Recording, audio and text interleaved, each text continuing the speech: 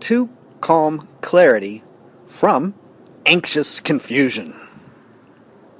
It can be fascinating to observe the contrast between those who are humbly open to learning and those who anxiously or even arrogantly avoid learning. For a small child, it is natural to eventually notice patterns and thus form expectations based on those patterns. However, there will inevitably be observations that clearly contrast with prior expectations. That can lead to confusion, then curiosity, independent investigation, and finally discovery and clarity. All of that is very natural and kind of the constant process of a small child. They form expectations, something violates their expectations, they're confused or surprised, then they're curious, then they investigate, then they learn, they discover, they refine their expectations. Now I can remind you of how adults tend to operate differently from that. I can even tell you exactly why. However, you might experience some confusion or anxiety in the process. That's the price to reach clarity and establish calm. We'll go slow. You can take your time. And we'll reach clarity and establish calm. Again, it's going to be a little bit more complex as we talk about adults and how they operate and how that mode of operation comes to be. So let's back up to the small child. In the case of a small child, there is a simple correction to make.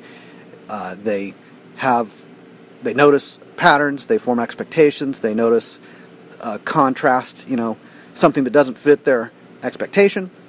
So there's a simple correction to make. They just update the expectation. They update the expectation, or even discard the expectation in favor of what has been directly observed. In other words, the child is open to learning, even eager. Of course, that can change. But what happens to the child when they are sent to programs of school? So they're going to participate in rituals designed to program them with focusing on particular things. They're going to form expectations, or they're going to be trained to have certain expectations. And some of those expectations are not going to be based on their own observations. In schools, of course, they get, they make observations and make expectations about school. So that's direct, and we'll talk about some of that.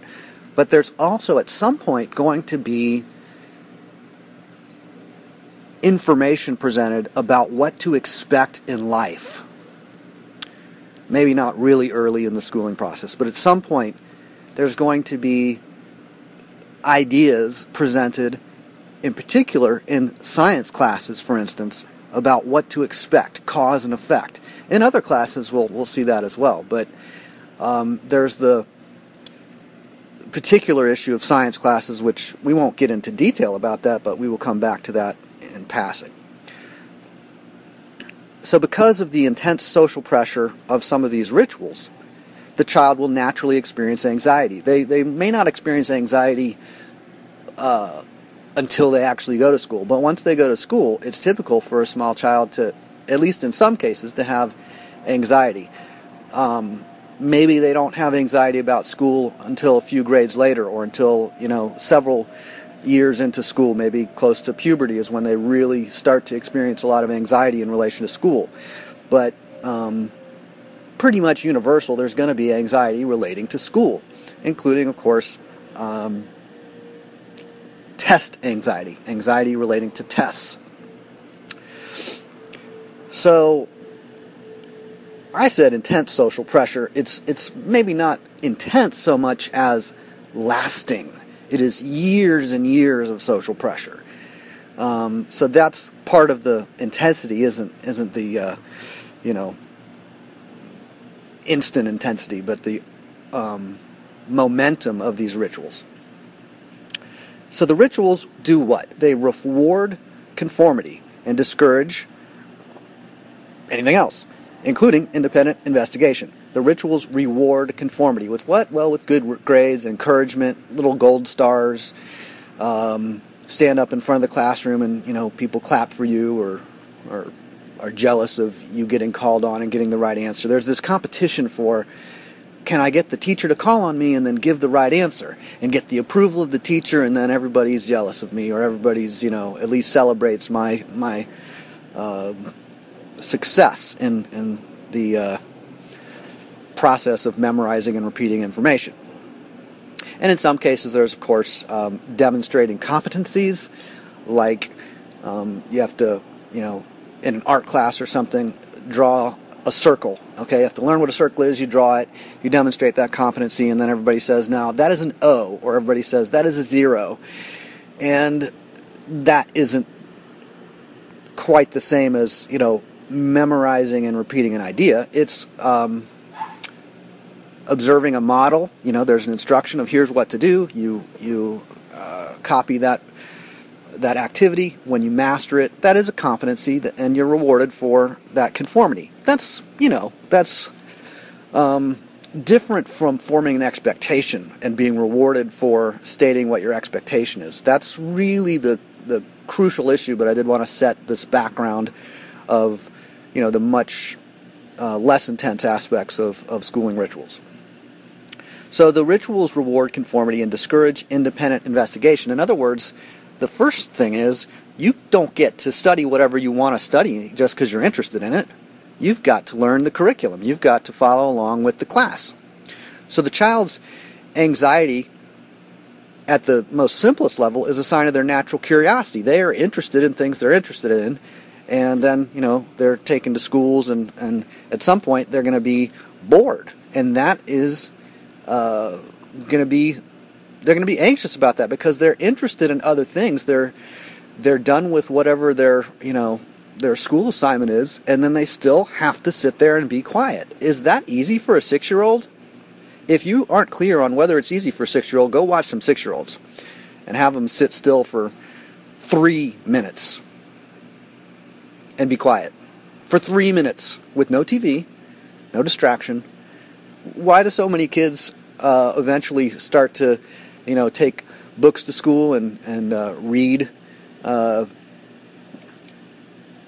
middle school, you have a number of children who, they'll have their own things to read, or I haven't been in schools nowadays. Maybe they're using their phones and surfing the internet and text messaging or whatever they're doing. But the idea of reading when I'm done with my assignment, well, why would I do that? Because I'm not allowed to get up. Because I'm not allowed to go outside and play. I'm not allowed to do the things that would be natural for a child to do. So once there's that rigidity, then, reading is one of the best things that they can get away with because it's quiet. So they've got to be quiet. They've got to stay in their seat. Reading is a reasonably good solution. So it's, a way of dealing with their boredom. So the child's anxiety is a sign of their natural curiosity, even their intelligence, their interest in independent investigation, and the schooling rituals are slowly or quickly training them to suppress those curiosities, to sacrifice their interest in independent investigation. Instead of independent investigation, certain expectations are going to be programmed, and the idea is that the student will memorize them and then repeat them without examining them, without independently verifying them, without independently examining them, without critically thinking. No critical thinking allowed. Just memorize this, repeat it. So the student memorizes the ideas that are presented. Then the student is rewarded for repeating, on a test, the unexamined ideas. Excessive amounts of inquiry can be extremely disruptive to the ritual and will be discouraged, at first gently, and then perhaps much less gently if they continue. Rather than directly forbidding inquiry and independent investigation, many rituals simply forbid any talking at all by the students. The official conducting the ritual will insist that students raise their hand and wait to be called on before talking. And if you've ever been in a classroom with dozens of 6-year-olds, you can understand the relevance of that regulation, that aspect of the ritual, but it is part of the ritual. I'm just noting that's how it works, is at some point, everybody sit down and be quiet. Sit down and shut up. Now the teacher is going to talk because the teacher is the important person in the classroom, and everybody else is, just a participant within the larger process. And the larger process is what's important. And is it important? Well, yeah, it is. I'm also not, I guess people will kind of naturally think I'm condemning or criticizing something merely by talking about it in a way that's unfamiliar to them. That's a very interesting response that some people would have. They might feel anxiety about all that. You might have had that experience already. So, the official conducting the ritual, I was saying they would insist for students to raise their hand first and wait to be called on before the students start talking. And the only talking that the official will permit is talking that promotes the purposes of the ritual. So in that way, there's no need for an explicit prohibition of inquiry, of critical thinking, and of independent investigation. We just only authorize certain specific talking, so we don't have to prohibit all the long list of things that are really disruptive. So what's the predictable effect of years of participation in these indoctrination rituals? The student learns to avoid critical thinking. The student learns to expect rewards for memorizing unexamined ideas and then blindly repeating them. The student also expects consensus, and a consensus that is enforced from the outside. So there's not a self-discipline situation, it's an external discipline. The teacher rewards conformity, which creates a consensus environment, and that becomes the expectation of the student because they're always around that context where the teacher is presenting particular ideas, rewarding students for memorizing and repeating those ideas, and discouraging, critical thinking that's disruptive to the process. At least, it's not too big a deal if students practice critical thinking. They're just not allowed to express it. They're not allowed to voice their curiosity. They're not, or at some point, at some point, students are encouraged to voice their curiosity about the specific subject matter, at least in particular ways. But at some point, too much curiosity is disruptive. If that's going on a tangent that's not part of the curriculum. So, or questioning the validity of certain ideas that are presented, without examination or verification. In other words, there are ideas that are presented as being true, and there's no review of the accuracy of the ideas. That's not part of the indoctrination program. It's just, here's the ideas, they're true, memorize them and repeat them. Get rewarded. So the students learn to expect rewards for memorizing unexamined ideas and then blindly repeating them. They get the approval of the authority. The student even learns to label their programmed ideas, which they have never independently investigated or even seriously questioned, with labels like science or a scientific fact. So there's something in science called a theory. And it's interesting to me how many people will talk about science and talk even about, using the words scientific theory, and yet they're clearly not talking about something that they relate to as a theory. They're talking about a doctrine. They're talking about a dogma. You can observe how they relate to it, and clearly they're not talking about it as something theoretical. They're talking about it as something that's, incredibly precious and sacred to them, with great anxiety and passion and hysteria and defensiveness and argumentativeness and, so much energy and emotion. Wow, interesting. Have you watched or participated in arguments about science? People can argue about science. Or they can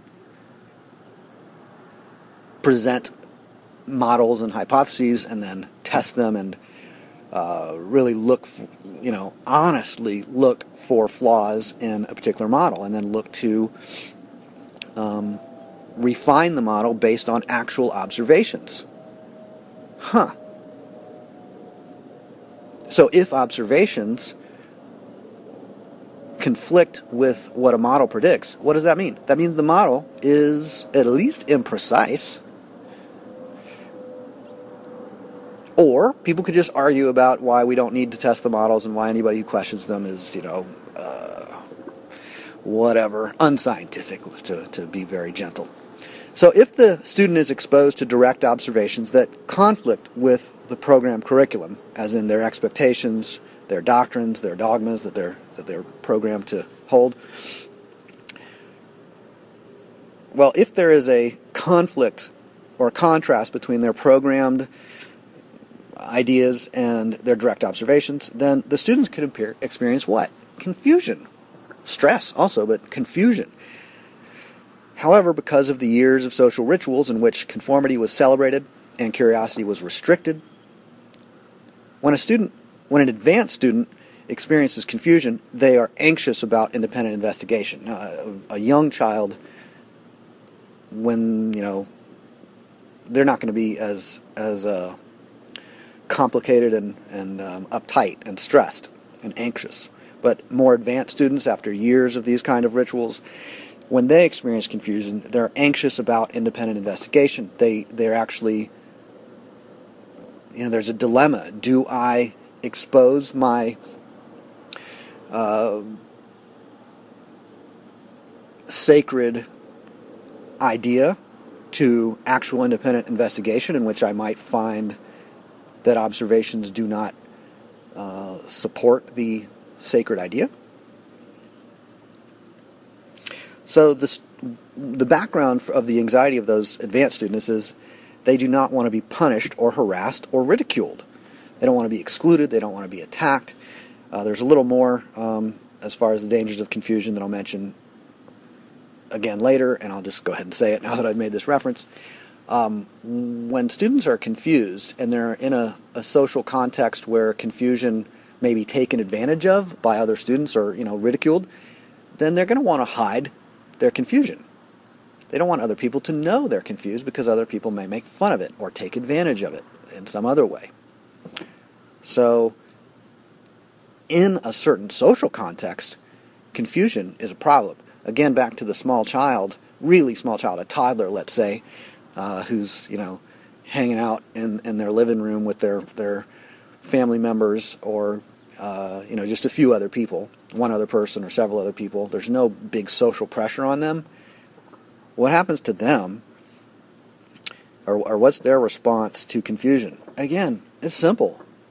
If something's confusing to them and interesting, then they have curiosity, they investigate it, and they refine their expectations. No big deal. In a big, intense social environment of a classroom, it can be different. A student experiences confusion, and they want to hide it. So, an advanced student or a student after years of these rituals, they would not want to be harassed, punished, ridiculed, taken advantage of, so they don't want to experience confusion, but they keep experiencing it, and so the next thing to do is to hide the confusion, or to attempt to hide it. So, decades later, even if the former student is not in a classroom and there's no one around at all, they still have the anxiety of habit about social approval and social disapproval, and in particular, in relation to independent investigation, critical thinking, and of course, confusion, or a conflict between actual observations and programmed ideas. So, even adults or former students still operate in a way that is designed to avoid punishments for disrupting the social indoctrination rituals. So during the social indoctrination rituals, there were punishments. There was embarrassment. Put your name on the board. We'll give you a detention. We'll expel you. We'll suspend you. We'll do all these different things that will be done. Harass you, whatever. Or drug you. That's another good one that, if students are too disruptive, send them to the nurse, get a prescription, boom, we're going to drug you. Stick you back in the classroom now. So, in the social indoctrination rituals, there are punishments for disrupting those rituals, and students want to avoid those punishments, and adults want to avoid those punishments even after the adults are out of the classroom setting. They still have the habit of wanting to avoid exposure of confusion, interests that are outside of the approved curriculum. There's a variety of consequences for them. The students build up anxiety or inhibition. It's not, it's a social anxiety. It's about being discovered as being confused or being discovered as being anxious. They're anxious about other people knowing that they're anxious, so they want to hide the anxiety.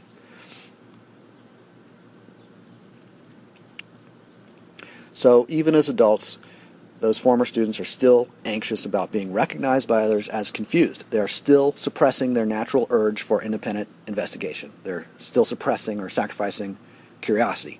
They're still avoiding punishment. There's no necessarily, there may not be any immediate possibility of punishment, but they're still going to operate in a way to avoid punishments from those long social rituals because they've develop the expectation after years that any violation of consensus could be punished or harassed. Anything disruptive to the school setting could be harassed or punished. Well, they're not in a school setting, but the habits and practices that they develop and that they've been encouraged to develop through those school years still persist. They're still avoiding punishment for nonconformity. And they're concerned that if other people recognize their confusion, as I mentioned before, people might take advantage of them. If other people think, well, here's somebody that's already confused, then that they might think that's someone who can be taken advantage of. So people are concerned about being taken advantage of, so they want to hide any confusion or anxiety that they have. They may also be concerned just about being criticized or condemned. They compete for social validation. They want to put down other people in many cases. I'm getting a little ahead, but you may see this tendency where where adults or children will ridicule others for having an idea or an observation that doesn't fit with some popular model. It's not the consensus model. They're having their own independent investigation, their own hypothesis, their own exploration and discovery and clarity and calmness. No, you're not. You're supposed to be excited about memorizing the approved ideas and then repeating them a lot. Repeat them frequently. Don't examine them, repeat them. So not only do people who've participated in these rituals for a long time anxiously avoid learning, but their programmed anxiety often leads to arrogance. Not only do they avoid simply correcting their confusion or even admitting their confusion, but they also justify harassing others who apparently value clarity, accuracy, independent investigation, intelligence, these kind of things. So the more arrogant extreme of people will throw tantrums to distract from their own confusion and to passionately condemn others for seeking to develop clarity, to cultivate, intelligence, for seeking to correct expectations that are old and programmed, thus updating the expectations to match with direct observations and actual experience. It's simple for that toddler to have an observation of a pattern, form an expectation. Eventually, there's something else that happens that doesn't fit the pattern, the expectation, So they correct the expectation, or they learn another variation. No big deal. But for someone with that background of anxiety of I'm not anxious, I'm not confused, my expectations must match with reality. Well, some very interesting things can be observed at that point. I call this mainstream zealotry. The mainstream zealot will condemn observations that do not match with their sacred expectations. This is a very unusual thing. It's super common, but if you actually think about it, it's really remarkable. Here's some observations, here's some expectations, they don't match. A mainstream zealot will favor their expectations over their observations and condemn what they've observed. That's very strange, really. Typically, the zealot will attempt to reform reality further, not just condemn it, but reform it to match with their sacred expectations. Although that can be quite exhausting and fruitless, it can also be wildly popular and well supported by social encouragement, validation. So the amount of desperation in the zealot determines the amount of passion or hysteria in their reform campaigns. I think that's worth repeating. So if we look at the amount of passion or hysteria in someone's reform campaign, that corresponds to their amount of, you could say, panic, urgency, desperation, tension. Is it always the case that a reform movement is zealous? No. It can be. There can be reforms that are done very calmly. There can be displays of passion that are really meant for, publicity purposes, for other purposes than, that people want to display passion as if they're passionate when they may not really have that much passion in regard to some reform. But I want to just get back to the basic thing of individual zealots and then how they group together. Certainly some forms of zealotry are strongly encouraged, and if we think about where's the real encouragement for different kinds of zealotry, there's a certain amount in schools. There's a ton in mainstream media, especially news. So here's a couple different forms of zealotry. Those are validated, and then the groups that are promoted, or put it this way, the ideologies that are promoted in mainstream news, there'll be just two or three options. Those groups will gather together to quickly and forcefully dismiss any variation outside of those two or three options that are approved. So groups of zealots, after going through years of school and then probably continuing to watch mainstream news, they form together. Individual zealots form into groups, in other words. And why do they do that? They encourage each other to pursue the heroism of their chosen set of perfectionist reforms. So they've got reforms that they want to do to make reality match with their expectations about how reality should be, that they were programmed with. So they've been programmed with expectations about how reality should be. They see that reality doesn't match that. Then they want to reform reality to match with their expectations. And why? Because they're perfectionists and they want to be congratulated for their heroic reforms. It's the resolution of their distress. So competing groups of zealots oppose each other in regard to different outcomes of the different reforms that they emphasize, and the antagonism escalates between these different groups. They're antagonistic against each other. Now, there's other people who might not be antagonistic, who just observe all these different zealots and go, wow, those people are really passionate, even hysterical. That's interesting. Kind of weird and kind of like creepy, maybe. Kind of, causes some alarm and caution or whatever. Caution works. So that's, again, take a toddler or a small child. They're watching these adults argue about stuff, and they're like, what are you guys arguing about? And then they find out we're arguing about science. Why? Why are you arguing about science? Because it's really important. Why is it so important?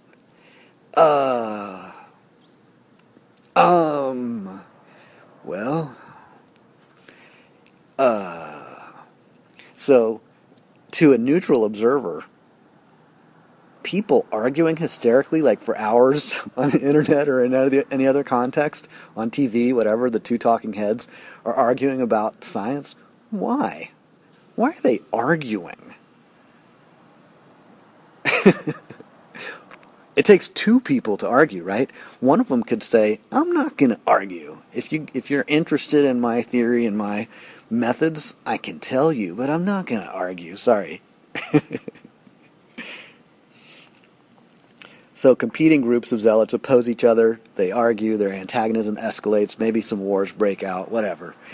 So now I want to move on to the next subject, one that I find less hysterical in the sense of hysteria and kind of like mental disorder, and more hilarious, but still somewhat hysterical in the sense of now funny, I guess. So there are even groups of anti-zealotry zealots. While they do not pursue any particular reforms to social systems, they gather together and congratulate each other for their condemnations of mainstream zealotry. Further, by gathering together in a group and expressing their repulsion towards arrogance and hysteria and anxiety, they can benefit. They can overcome their inhibitions about voicing their curiosity and voicing their experiences and voicing their observations. They're practicing critical thinking, and the group can actually encourage the practice of critical thinking or independent investigation, curiosity, even somewhat disorderly curiosity. That's one thing that can happen. Will there be friction and competitiveness amongst these anti-zealotry zealots? Like just within their group, not between them and other groups, because they're going to pretty much avoid other groups. But will there be friction and competitiveness amongst these anti-zealotry zealots? Well, until they come to respect zealotry, some friction is inevitable. Why can it take so long before they respect zealotry, or how long will it take? Well, they've been so zealous in their condemnation of zealotry because of concern for avoiding social harassment. Yes, they're competing for social approval, but really, the bottom line is they're avoiding social harassment. Going back to those years in school, they are avoiding social harassment. That's why they condemn the things that, they think it's going to somehow be socially favorable for them to condemn whatever they should condemn, like zealotry. So they condemn zealotry. They're wanting to attract approval. They're wanting to avoid social harassment. It is a competitive, process. So they practice social harassment of each other habitually, they practice social harassment of other zealots, of not maybe other people within the anti-zealotry group, but they practice harassment of zealotry, mainstream zealotry habitually, in an attempt to avoid being socially harassed. In other words, they socially harass others to repulse those others and avoid being harassed themselves. They're still anxious about being harassed for displaying curiosity and for revealing their own experiences. They haven't really got comfortable and found relationships that work for them to explore curiosity and reveal their experience and, practice critical thinking and intelligence and so on. In short, they're avoiding their own experiences by obsessing over heroically condemning the zealotry of others. That could be others in mainstream zealots or others amongst anti-zealot zealots. However, in a group of anti-zealotry zealots, the zealotry of their anti-zealotry can quickly lose momentum and dissolve. Rather than avoiding the simplicity of their own experience of anxiety by launching into communications designed to repulse mainstream zealots, as we mentioned before. Okay, I'm going to resequence the portions of this idea here. So by launching into communications designed to repulse mainstream zealots, that's like they're focusing on mainstream zealots and repulsing mainstream zealots. That's to avoid the simplicity of their own anxiety about harassment, about being confused and, the possibility of being taken advantage of. That's, an anxiety related to confusion. It's a reasonable anxiety.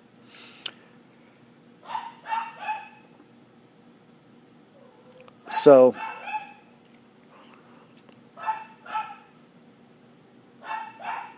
rather than launching into, a big momentum of condemning all the mainstream zealots,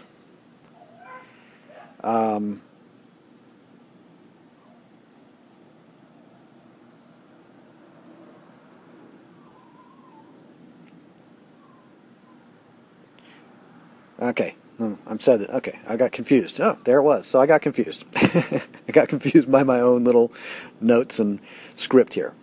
So rather than avoiding... Okay, so there's a method for avoiding anxiety, or there's a method for avoiding their own experience of anxiety, which is to condemn others. Okay, so when I'm experiencing anxiety, I can kind of avoid that or distract from it by just condemning something, someone. That method of condemning others for their anxiety, for their zealotry, their hysteria, it can result in a calm recognition of my own anxiety and a respect for my own anxiety. I can recognize other people's anxiety, and I can respect other people's anxiety. So, methods to avoid anxiety can ultimately fail. When I'm avoiding my own experience of anxiety while focusing on the subject of anxiety, it's like kind of baby steps. I'm working my way towards respect for anxiety in general, and then even the possibility that I may have an experience of anxiety from time to time. If even one participant, this is within an anti-zealotry zealot group, if even one participant displays respect for anxiety, then the programmed habits of condemning anxiety hysterically can be welcomed. Neither glorified nor vilified, neither celebrated nor condemned. Just, okay, that's allowed. We may not invite it. We might invite it. Condemning anxiety. Okay, go for it if you want. Go ahead. We've heard it before. Impress us. Go for it. When the experience of anxiety is welcomed, the typical stress that's associated with social interaction is disrupted. When the experience of anxiety is welcome, the expectations that people have are being violated because people aren't expecting anxiety to be welcome or respected. We've learned through schools to have constant anxiety and constantly suppress it, hide it, just go along, just conform. What do you do when you're in distress from anxiety? Well, just conform, and you'll get to the end of the day, and you'll get to the end of the school year, and eventually you'll graduate, and there's that. Just endure it, just survive it, and again. That's a reasonably intelligent adaptation. It avoids them being drugged if they will just conform. Just go along with the program, go along with the ritual. So in addition to respecting anxiety, for instance, in an anti-zealotry zealot group, in addition to respecting anxiety, there can be displays of respect for the experience of confusion that can be welcomed or invited. Also, condemnation, the process of one person condemning some other person or group, can be respected. Zealotry can be respected. Arrogance, yeah, that can be respected too. Calm alertness can be respected. Independent investigation can be respected. Curiosity can be respected. Social rituals for the indoctrinating of children can be respected. Social rituals for the suppressing of curiosity by indoctrinating children can be respected. We can respect the relaxed process of updating expectations to match with observations. We can respect that people will sometimes go out of their way to make direct observations in order to test or confirm or even refine their expectations. Maybe they'll expose their expectations to the possibility of being invalidated. How? By actually examining reality, by making measurements, by direct observation, or by looking up research from other people. So we can respect the relaxed process of updating expectations to match with observations. We can also respect the distressed process of resisting and condemning any observations that do not match with programmed expectations. So when there is a conflict between programmed expectations and observations, some people might resist that, deny that, condemn that attempt to reform reality to correspond or conform to the programmed expectations. There's a distress that goes with that. There's an anxiety. They're operating, in many cases, on a foundation of confusion and an anxiety that confusion will be discovered, and so they're attempting to hide the confusion, so they panic and attempt to reform reality to hide their confusion and to maintain their expectation.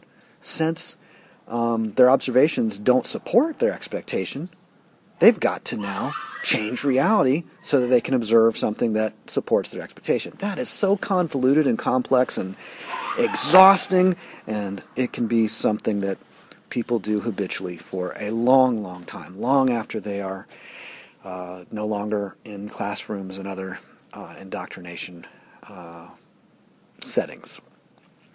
So I'm going to invite you to consider that we've talked about confusion and anxiety, and we've talked about calmness and clarity, or I've talked about it and you've listened. You've heard me go through different levels of excitement and calm.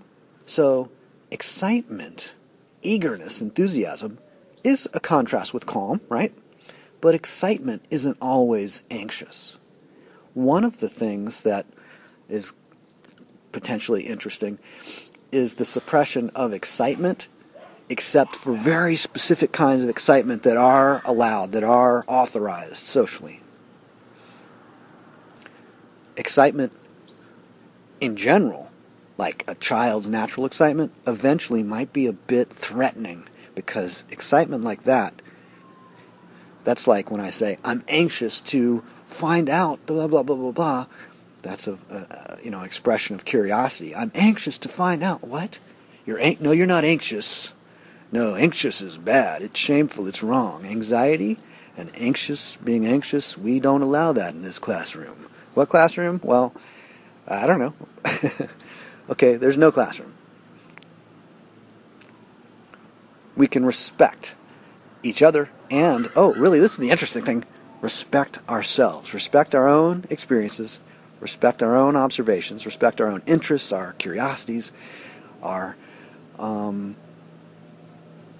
own tendency towards independent investigation, as well as the importance of prioritizing. Because I don't have time to independently investigate everything that I've been, programmed to relate to as important. In fact, for me to independently investigate that whole list of things that mainstream media and mainstream schools have programmed me to relate to as important, I don't have time for that.